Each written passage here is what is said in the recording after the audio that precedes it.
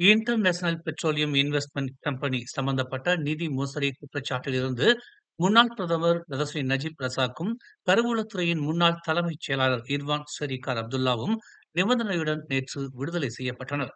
தங்களை நிபந்தனையுடன் விடுதலை செய்யக் கோரி அவர்கள் இருவரும் செய்துள்ள விண்ணப்பத்தை ஏற்று தமது விசேஷ அதிகாரத்தை பயன்படுத்தி விடுதலை செய்வதாக கோலாலம்பூர் உயர்நீதிமன்ற நீதிபதி ஜமீல் உசேன் தெரிவித்தார். அபுதாபி அரசாங்கத்துக்கு சொந்தமான ஐபிஐசி நிறுவனத்திற்கு செலுத்த வேண்டிய அரசாங்க பணத்தை மோசடி புரிந்ததாக நஜீப் மற்றும் இர்வான் மீது கடந்த 2018ஆம் ஆண்டில் 6 குற்றங்கள் சுமத்தப்பட்டன.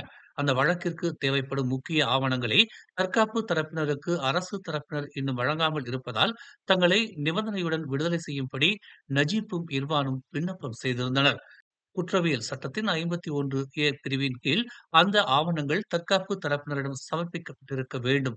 ஆனால் அரசு தரப்பினர் அவ்வாறு செய்யவில்லை என்று ஜமீல் சுட்டிக்காட்டினார். குற்றம் சாட்டப்பட்டுள்ள நஜீப்பும் இர்வானும் வழக்கிலிருந்து விடுவிக்கப்படாமல் குற்றச்சாட்டிலிருந்து மட்டுமே தற்காலிகமாக விடுவிக்கப்பட்டுள்ளனர். விசாரணை நடத்த அரசு தரப்பினர் தயாரானவுடன் அவர்கள் மீது மீண்டும் குற்றம் சுமத்தப்படும் என்று நீதிபதி விளக்கினார். நஜீப் மற்றும் இர்வானுக்காக செலுத்தப்பட்ட பிணை உறுதித் தொகையை அவர்களிடமே திரும்ப ஒப்படைக்குமாறும் அவர் உத்தரவிட்டார். அரசியல் நிலையற்ற தன்மை மீண்டும் நடைபெறாமல் இருப்பதை உறுதி செய்ய 2 கட்சி முறையை மலேசியா அமல்படுத்த வேண்டும் என்று முன்னாள் பிரதமர் மகாதிர் நேற்று பரிந்துரைத்துள்ளார். கடந்த பொதுத் தேர்தலில் ஊசலாடும் நாடாளுமன்றமும் அதன்பின் மக்களின் ஆதரவை பெறாத கூட்டணி அரசாங்கமும் அமைந்தது என்று அவர் குறிப்பிட்டார். நாட்டின் தற்போதைய அரசியல் நிலை சிதறுண்ட கட்சிகளாலும் பூசல் மலிந்த கோஷ்டிகளாலும் கட்டமைக்கப்பட்டுள்ளது. எந்த ஒரு தனி கட்சியினாலும் நிலையான அரசாங்கம் ஒன்றை அமைக்க இயலாமல் உள்ளது என்று அவர் குறிப்பிட்டுள்ளார். கோவிட்-19 தடுப்பூசி செலுத்திக் கொண்டதால் உடல் நலிவும் மரணங்களும் நிகழ்ந்ததாக குற்றம் சாட்டி மலேசியர்களான 8 பேர் 6 கோடி வெள்ளி இழப்பீடு கோரி கூட்டு வழக்கு தொடர்ந்துள்ளனர்.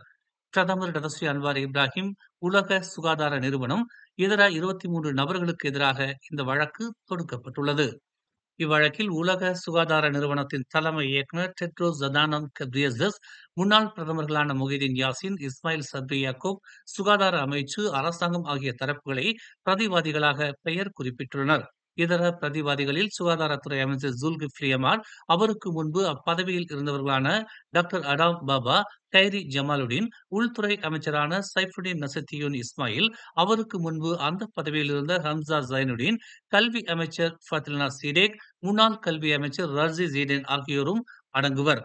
மேலும் சுகாதாரத்துறையின் முன்னாள் தலைமை இயக்குநர் தான்ஸ்ரீ டாக்டர் நூர் இஸ்லாம் அப்துல்லா, முன்னாள் மற்றும் இந்நாள் தேசிய போலீஸ் படை தலைவர்கள் ஆகியோரும் பிரதிவாதிகளாக பெயர் குறிப்பிடப்பட்டுள்ளனர். 4 ஆண்டுகளுக்கு முன்பு கோவிட்-19 நோய் தொற்று பரவல் உச்சகட்டத்தில் இருந்தபோது தடுப்பூசி செலுத்துவதை கட்டாயமாக்கிய அரசாங்கத்தின் தவறான சுகாதார கொள்கையினால் தாங்கள் எதிர்மறையான பாதிப்புக்கு ஆளாக வேண்டி வந்ததாக கூட்டு வழக்கை தொடுத்துள்ள வாதிகள் குற்றம் சாட்டியுள்ளனர்.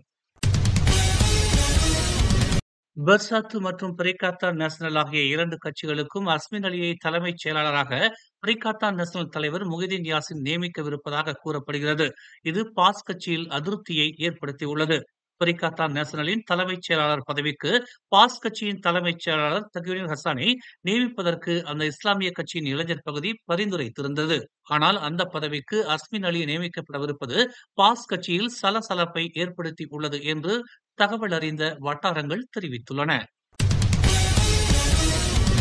சிங்கப்பூரிலிருந்து கடத்தப்பட்ட சீனாவைச் சேர்ந்த 15 வயது சிறுமி 326 கிலோமீட்டருக்கு அப்பால் உள்ள குவந்தானில் கண்டுபிடிக்கப்பட்டார். 15 வயதான அந்த சிறுமி காணாமல் போயிருப்பதாக புகார் கிடைத்ததை அடுத்து 24 மணி நேரத்திற்குள் அந்த சிறுமியை போலீசார் மீட்டனர். சிங்கப்பூரில் படித்து வந்த அந்த சிறுமி திங்கட்கிழமை அன்று பள்ளிக்கு செல்லவில்லை. அதனைத் தொடர்ந்து அவள் கடத்திச் செல்லப்பட்டிருக்கலாம் எனும் சந்தேகம் எழுந்தது. அச்சிறுமி ஞாயிற்றுக்கிழமை அன்றே சிங்கையின் உட்லண்ட் சோதனை சாவடி வாயிலாக மலேசியாவுக்கு கொண்டு வரப்பட்டாள் என்பது போலீசாரின் புலன் விசாரணை மூலம் கண்டுபிடிக்கப்பட்டதாக ஜொகூர் போலீஸ் தலைவர் டத்தோ எம் குமார் தெரிவித்தார். உளவு தகவல்களின் அடிப்படையில் செயல்பட்ட போலீசார் பஹாங்கின் குவந்தான் நகரில் உள்ள ஒரு பகுதியிலிருந்து அந்த சிறுமியை மீட்டனர். இதனை அடுத்து அந்த இடத்தில் இருந்த 22 வயதான ஆடவனையும் அவர்கள் கைது செய்தனர். வடகிழக்கு பருவமழை தொடங்கியிருக்கும் இவ்வேளையில் தெலங்கானாவில் வெள்ள அபாயத்தை கண்காணிக்க ட்ரோன் சாதனங்கள் பயன்படுத்தப்படும் என்று தெரிவிக்கப்பட்டுள்ளது. குறிப்பாக கிராமப்புற பகுதிகளிலும் ஆறுகளிலிருந்து சுமார் 16 கிலோமீட்டர் சுற்றளவு பகுதியிலும் வானிலிருந்து வெள்ள நிலைமையை ட்ரோன்கள் கண்காணிக்கும். இந்த பணியில் 2 ட்ரோன்களை மலேசிய தீயணைப்பு மற்றும் மீட்புத்துறை ஈடுபடுத்தும் என்று அத்துறையின் வான்வெளி பிரிவு இயக்குநர் டாக்டர் நோராசாம் காமிஸ் தெரிவித்துள்ளார். இதனிடையே திரங்கானுவிலும் பகாங்கிலும் நாளை வெள்ளிக்கிழமை வரை கனத்த மழை பெய்யும் என்று மலேசிய வானிலை துறையான மெட் மலேசியா தெரிவித்துள்ளது. மேலும் செய்திகளை தெரிந்து கொள்ள தமிழ் மலர் நாளிதழை பாருங்கள்.